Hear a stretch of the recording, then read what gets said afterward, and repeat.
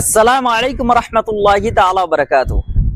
আপনি কি কখনো এক মুহূর্তের জন্য ভেবে দেখেছেন যে জীবনকে নিয়ে আমরা এত স্বপ্ন দেখি, এত দৌড়ঝাঁপ করি, এত সংগ্রাম করি, সেই জীবন একদিন হঠাৎ করেই শেষ হয়ে যাবে?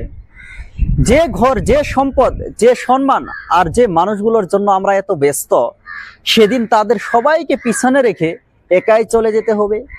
কখনো কি ভেবে দেখেছেন যে এগুলোই শুধু আমাদের দায়িত্ব, নাকি এছাড়াও আরো কিছু দায়িত্ব আছে?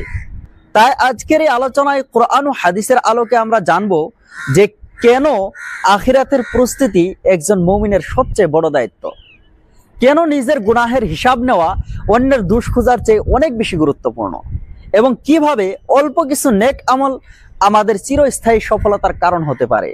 তাই ভিডিওটি শুরু থেকে শেষ পর্যন্ত অবশ্যই মনোযোগ দিয়ে শুনুন। এই দুনিয়া চিরস্থায়ী নয়।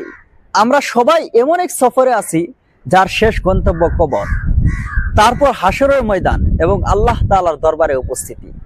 তাই একজন মুমিনের জন্য সবচেয়ে বড় দায়িত্ব ও সফলতা হলো আল্লাহ তাআলাকে সন্তুষ্ট করে জীবন অতিবাহিত করা। আল্লাহ তাআলা বলেন, কুল্লু নাফসিন যায়িকাতুল মাউত ওয়া ইন্নামা তুওয়াফাউনা উজুরাকুম ইয়াওমাল কিয়ামাহ। প্রত্যেক নফসকে মৃত্যুর স্বাদ গ্রহণ করতে হবে, আর কিয়ামতের দিন তোমাদের পূর্ণ প্রতিদান দেওয়া হবে। আজ আমরা দুনিয়ার ব্যস্ততায় এতটাই ডুবে গেছি যে 5 ওয়াক্ত সালাত, কোরআন তেলাওয়াত, জিকির, তওবা এবং আখিরাতের প্রস্তুতির কথা ভুলেই গেছি। আমরা ভুলে গেছি যে আমাদের একদিন এই দুনিয়া ছেড়ে চলে যেতে হবে। আমরা ভুলে গেছি যে একদিন আল্লাহ তাআলার সামনে দাঁড়াতে হবে। আমরা ভুলে গেছি যে দুনিয়ার জীবন একটি ক্ষণস্থায়ী জীবন এবং আখিরাতের জীবন চিরস্থায়ী। আল্লাহ তাআলা বলেন, ইয়া আইয়ুহাল্লাযীনা আমানুত্তাকুল্লাহ ওয়াল তানজুর নাফসুম মা কদ্দামাত লিগাদ।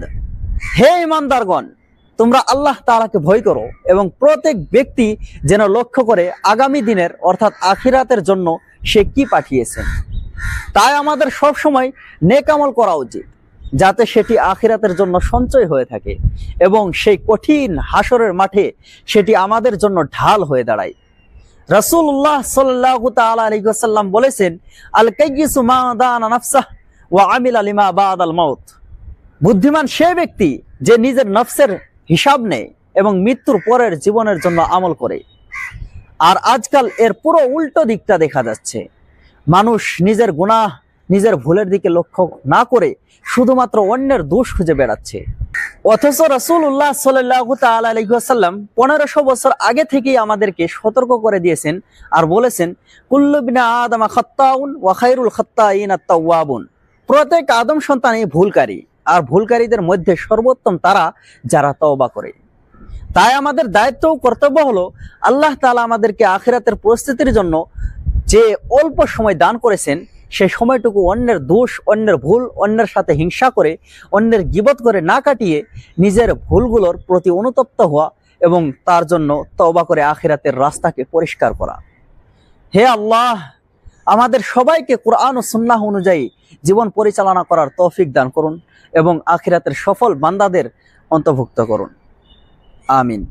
ভিডিওটি কেমন লাগলো কমেন্ট বক্সে অবশ্যই জানাবেন এবং এরকম ধরনের আরো ভিডিও পেতে চ্যানেলটিকে সাবস্ক্রাইব করে আমাদের সঙ্গে থাকবেন।